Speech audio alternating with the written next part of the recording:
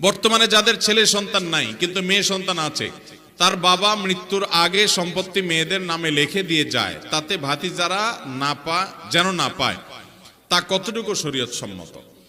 কোন মানুষ জীবদ্দশায় একটা মেয়ে আছে সব সম্পদ লিখে দিয়ে যাচ্ছে, অথবা দুইটা মেয়ে আছে সব সম্পদ তাদেরকে দিয়ে যাচ্ছে, কেন? যে ভাতিজারা যেন না পায়, অমুকে যেন না পায়, তমুকে যেন না পায়। এই কাজটা করা অনুচিত, কিন্তু যদি দিয়ে যায় মেয়েদের জন্য সেটা হালাল হবে। অনুচিত কেন? কারণ কোন ওয়ারিসকে বা আপনার সম্পদ কেউ পেতে পারে, তাকে আপনি বঞ্চিত করার ইচ্ছা করলেন, এটা হলো তার প্রতি এক রকমের অবিচার, এটা জুলুম, এটা জায়েজ নাই।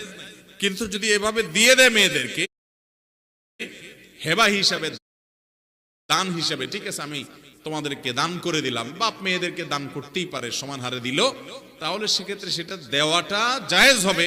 বাট অন্যকে যে ঠকানোর উদ্দেশ্য হয়েছে ওটার কারণে তার কি হবে? গুনাহ হবে। অতএব এরকমটি না করা উচিত।